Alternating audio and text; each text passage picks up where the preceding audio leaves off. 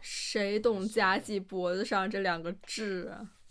おい、マスダのプリントやんそれ。謎趣味すぎるわ。好きな。いや。私は面白くて好きやけど、哲学？スワンプマン。雷に变成别人。ちゃうよ。確か。死んだんや。死了，然后变成别人了。そしたら、記憶も見た目も全く同じ男が別に生まれて、そいつは自分が死んだ男と別人やって気づかんで、家に帰ったって話。お前らはどう思う？何が？死んだ男と新しく生まれた男、同一人物やと思うか？どうでもええねんけど、別物やろそんな。なんで？即使继承了同样的记忆。別人とは言い切れやんな。やって人間って新陳代謝しとるし。像是蜕皮重生、再生。確かにな。でも本当の男は沼の中で死んでいっとるんよ。したらもう別人やろ。やって一瞬でも二人存在しとるやん。あ、確かに。マッキンくせに鋭いこと言うな。でも傍から見たらずっと同じ一人やん。結局他人なんて外から見たもんでしか判断できやんし。他的内里呢？わかんねえ。なんでもええんちゃう？どうでもええ。それな。こいつらの中では、ヒカルはまだ。从外观来看，光还活着。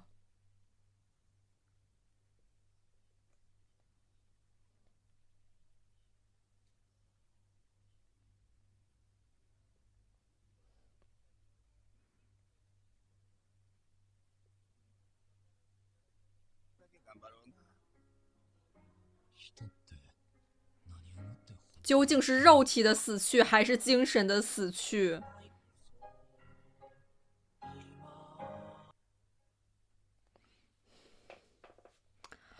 我还挺喜欢开头的这个有比较哲思的这个讨论的。这其实有点让我想到，就是在哲学里有一个概念吧，就是叫特修斯之船。就是当我们把船上的每一块木板都给卸掉，重新装上的话，它还是就是原本的那艘船吗？开头的这个故事其实就对应了家计到底如何去想希卡鲁的，就是他到底是两个人还是一个人。除了一个非常本质的他问到的一个问题，就是到底什么样才算真的死亡？还有一层含义就是他到底爱着的是希卡鲁的哪部分？到底是爱他的外表、回忆、意识形态，还是他内在的这个人？跟这个特修斯之船进行一个平行的话，现在就是这个船上的木板其实就是希卡鲁他的这种灵魂，他的意识，他的外在没变，记忆也都继承了，但是行驶这艘船的人已经变化了。就是按照现在的这个走向，我还是倾向于家计他应该还是在意的是就是内在那个人。对他来说，这个存活它并不只是一个细胞的存活，更重要的还是那个独一无二的意识吧。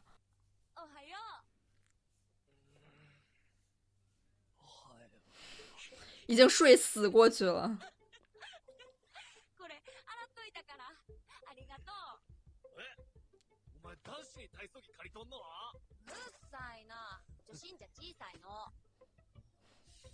还没睡醒。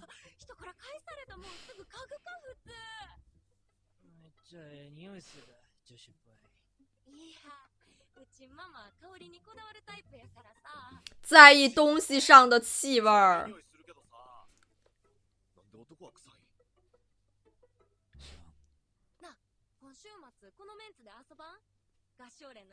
他不会就是那个阿姨的？他跟那个阿姨有什么关系吗？迪迪尼。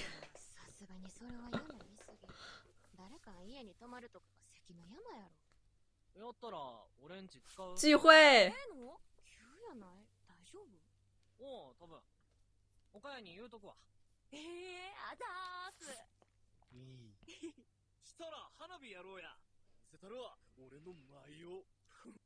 这就是羊角吗？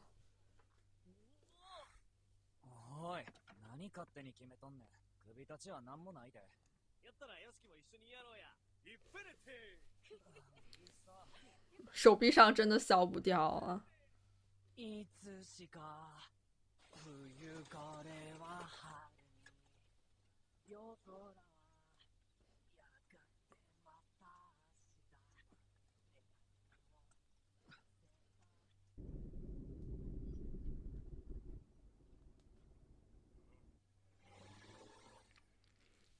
这是要抓取脑大人的那个叔叔吧？なんかな、桁がパンクしてまってん。じゃあ後ろ乗せてったのに桁上げられるか。ありがとうございます。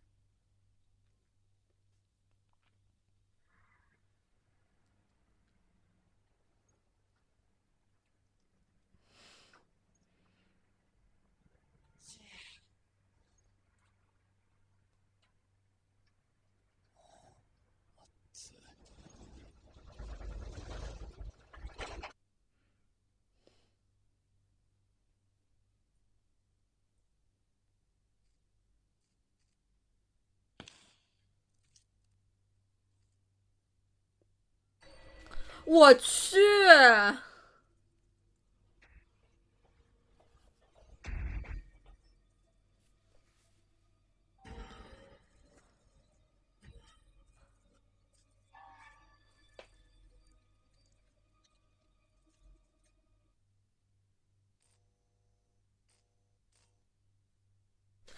呀，我去！極アーク大魔王超楽スイート。俺これやるや。俺はこっち。光っち大きいな。やったことないんか。わざわざこんなところまで我服何やったろ。好大一西瓜呀！親に車出してもらったから大丈夫やで。よしきさ、俺部屋からなんかゲームも。穿的是什么热血漫的那个衣服吗？就是上一集佳琪也穿过了，希卡鲁也穿过了。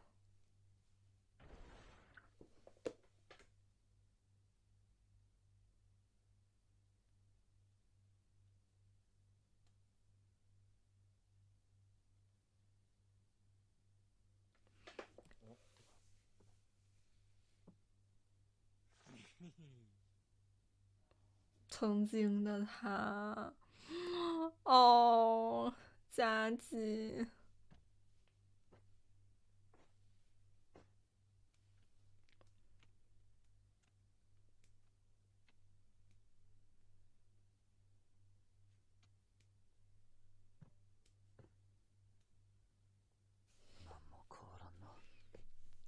所有的摆放，它是贴上去了吗？この帽子どこで。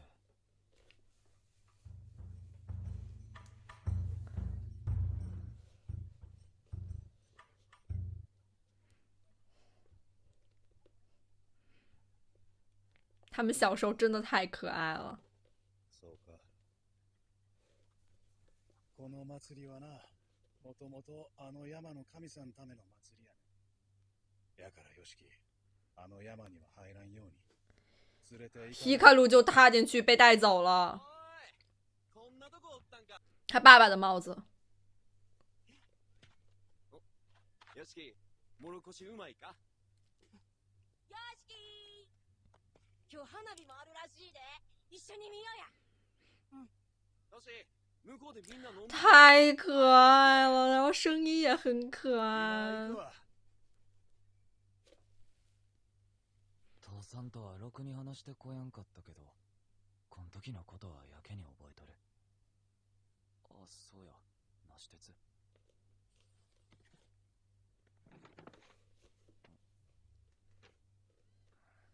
なんやこれ。なんかこぼしてカピカピになっとる。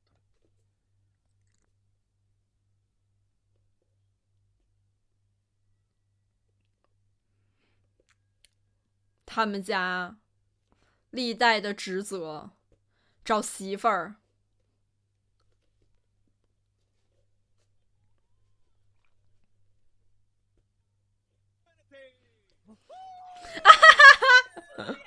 他可以莫比乌斯环可以。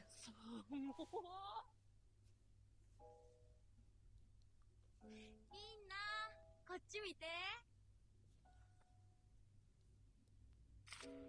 哦，这也太美了。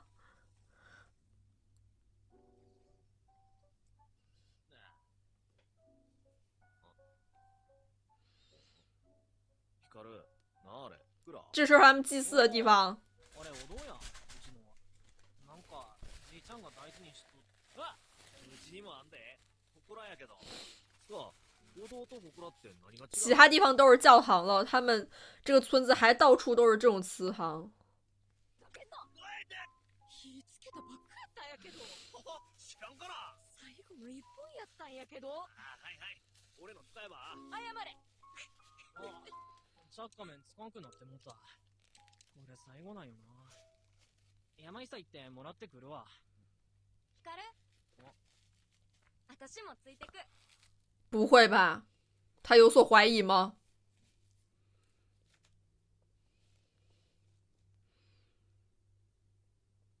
暑いな。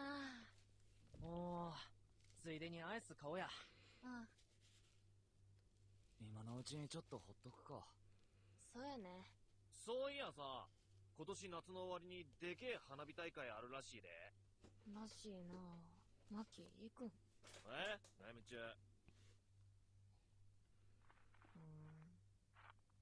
ちょっと二人を追いかけてアイスも追加でって言うてくるわ。完了，非常不好的预感。ああ、やっぱ行こうかな、花火大会。あ、そう。也挺可爱的。なあ、ヒカルが行方不明になったんってあの山？うん、そやに。完了，あんまり覚えとらんけど。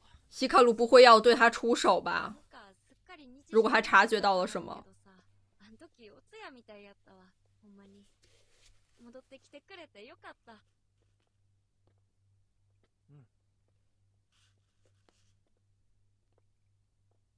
なんかさ、意味わからんかったらスルーしてほしいんやけど。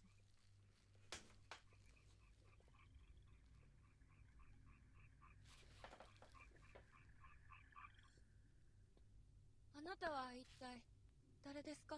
完了，他胆子真大呀！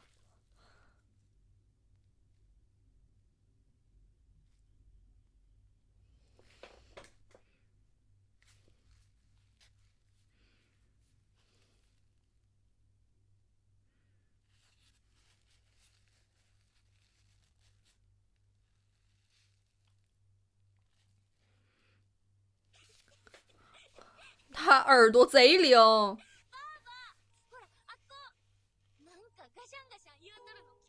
灵异的声音吗？他们村子到底是些什么人啊？啊，这对吗？这正常吗？啊。死んだ人の世界とバーバたちの世界は重なり合っててすぐそばにあるんよ。死んだ人の魂が向こうの世界に行ってそんでまたこっち世界に戻ってくんねん。就像那个阿姨的丈夫轮回转世。ようわからん。就比较偏佛学吧。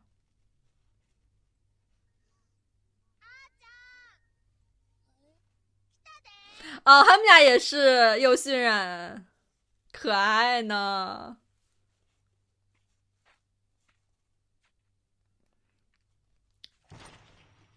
有人，有鬼魂。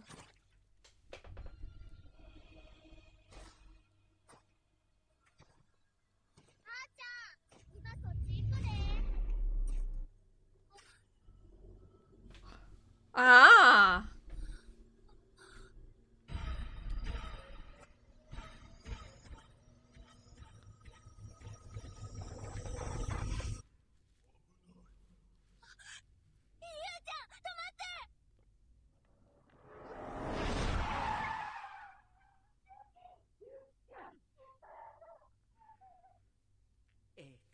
他也太厉害あ了。っちん世界にも怖いんもそうやないもおる。決して向こうが悪でこちらが善とは限らんのよ。うん。交给他自己去做选择。やからなるべく関わらんように。难怪他们家都很厉害，他是听力很好，他妈妈是气味很灵敏。大丈夫。こけただけや。よかった。あっちん世界の人たちは怖いけど、ただ悪いもんばかりではないと思う。あなたは一体誰ですか？所以他在判断希卡鲁这个是好还是坏吗？バレた。哦，なんでバレた。なんでバレた。お。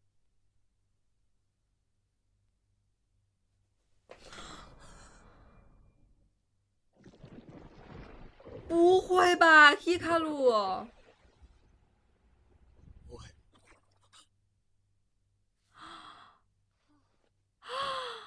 让游戏朝子。哦，佳纪知道了，又会怎么看希卡鲁呢？バレそうになったからつい。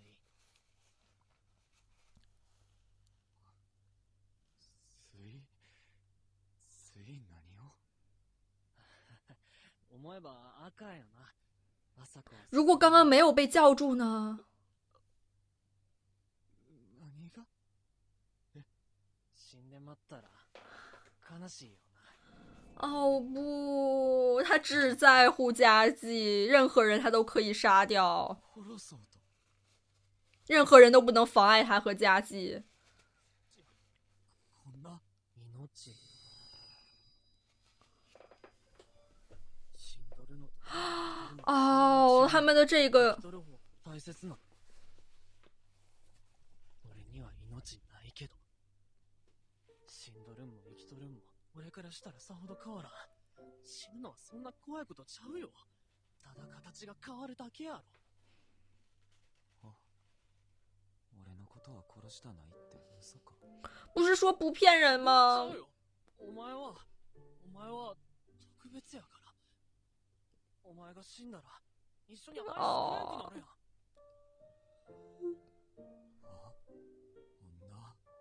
こんなことで女朝子も同じやろ。お前矛盾しとんぞ。命が何かもわからんくせに何が特別や。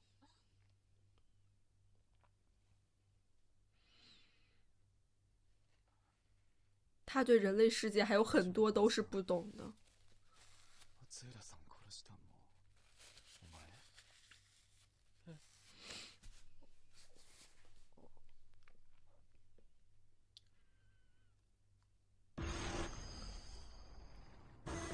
佳纪好不容易接受了希卡鲁，但现在呢？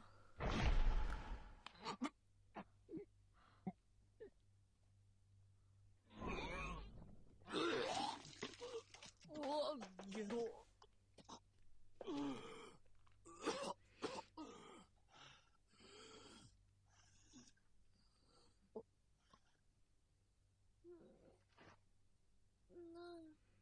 寝てた。なんかゲロ臭。あ、ヒカル、大丈夫やった？え？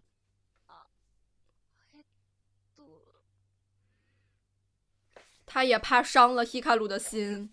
幽霊に取りつかれとるから。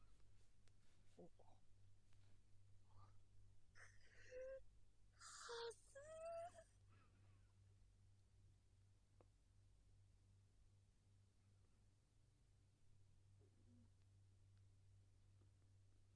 ヒカルが帰ってきてから時々さ、声がおかしかった。不是人的声音。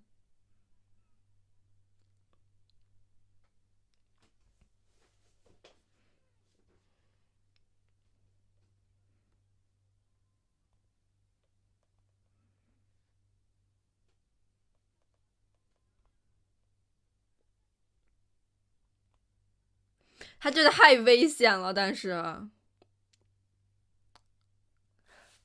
还在那儿 save 呢，佳纪气死了。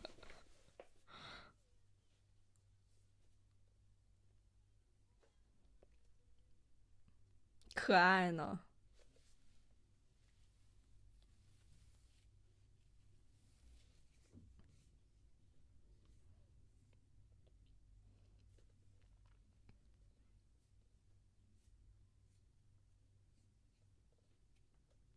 佳纪哦，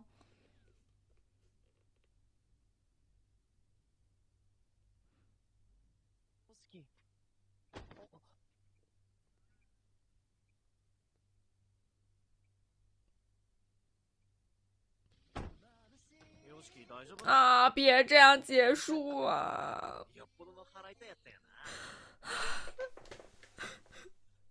なあ、朝子。よしきに他想道歉吗？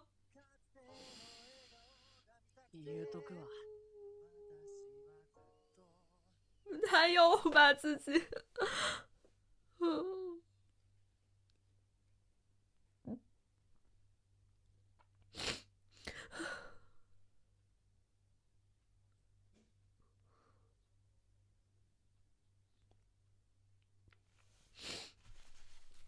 他现在才去以人的角度去思考。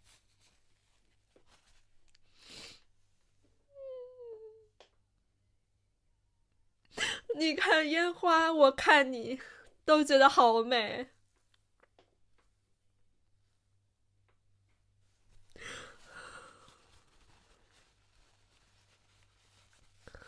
哦，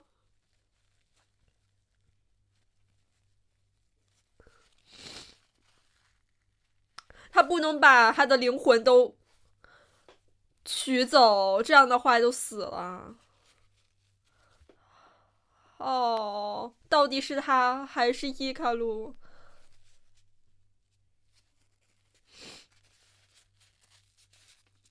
哦，但是处理的真的很细腻啊！我天呐。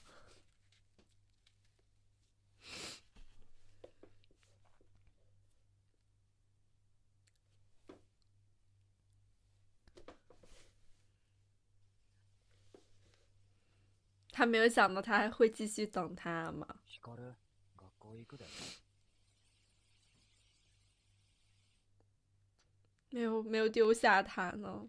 这集比较前面的时候，其实佳纪他也还是在不断反复着，就是挣扎着吧，内心在拉扯着，他也无法真正的拒绝现在的希卡鲁。因为这个他的外壳，他的回忆都不断的在牵动着他的情感。这集结尾他真正的看清了现在的希卡鲁是真的会威胁到他身边的人的。而且上一集的时候他其实已经提出一些疑问了，他会不会对自己的家人做出什么呢等等。这一集他是亲眼见证了。对于就是现在的希卡鲁来说，就是他的这个生死观念等等的就完全跟人类是不一样的。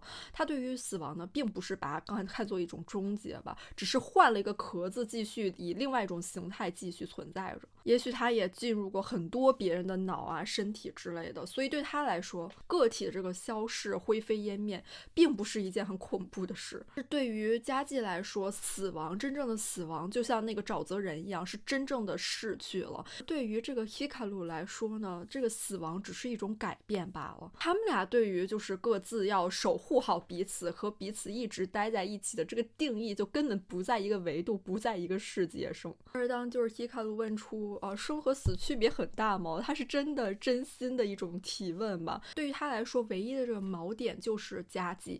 如果佳纪死去的话，他们就无法一起吃刨冰了。这就是他一种非常孩子气、天真的一种口吻。对于自己的死活无所谓，但是他不能接受就是佳纪的逝去。其实我觉得这句话一方面是他孩子气的体现，另一方面也能感觉出来，他去衡量死亡的这种方式，就是他更在意这个就是共同的一种体验吧，是否还能和最重要之人一起共享分享当下的这种体验，这才是他的情感价值的体现，就是通过这种陪伴。所以呢，希卡鲁就会觉得，只要你的形态和记忆还存在着，生死就没什么区别。佳纪可能是更害怕失去，但是希卡鲁的话，可能更害怕的是这种孤独、孤单感，害怕没有佳纪的日子。其实就是希卡鲁在说出这些话的时候，站在非常震惊的佳纪对面，我居然还是很心疼他，天呐，包括就是结尾处他又把自己裹起来，真的就像一个小的蝉一样，开始有反问自己，就是生命是什么。对他来说的话，只是形态改变，灵魂依旧存在。然后他又说到了佳纪的名字，想到了一起看烟火时的他们俩儿时的这个记忆。我特别喜欢最后的这一段，当他在思考生命的时候，他的焦点一下就转向了佳纪。对于他来说，与生命的关联，强关联就是佳纪本身。而且烟花本身就有那种就是美好、短暂的美好的那种意象，真的就是盛开的非常绚丽，又非常快的就消失了。不仅仅在希卡鲁眼里，就是人就是如此的脆弱、短暂的这个生命的逝去，同时他也会觉得就是佳纪如烟花般的美好吧。虽然他名为希卡鲁，但是就是佳纪也仿佛是他生命中的希卡鲁一样，他本能的想去占有如此漂亮的灵魂，他又克制住不想让佳纪死去。当然了，在他的这个观念里，即使吞噬了这个灵魂，也不完全在他的观念里是死，因为他只是换了一种形态保存起来。但是在人们的常识里面，这个就是逝去了。就像他之前上一集去触摸佳纪的时候，就是有说既是一种亲密行为，也是一种同化行为。我真的是越来越喜欢这部剧了，就是它不仅仅是在谈论就是这故事层面的事情，喜欢它很多就是哲学层面的这种思辨，尤其是通过人类和非人类的视角去看待这个生与死的边界吧。除了就是生与死，还有一个很有意思的就是永恒和自由。在伊卡鲁的逻辑里面，只要你进入了我们永远的合并，我们就是永远的在一起了。在人类的这个视角里，就是剥夺了我们的个体性。我们把那个河流装进瓶子里面，水就如此的保存下来了，但是这个水就已经不再是河流了。真正的爱到底是要永远的完全的去占有拥有对方，还是说让对方自由呢？或者再进一步说，就是在这种爱的探讨里面，爱的这种占有和保留又应该怎么样去区分界限？那这期视频到结束啦，我们下期再见啦，拜拜。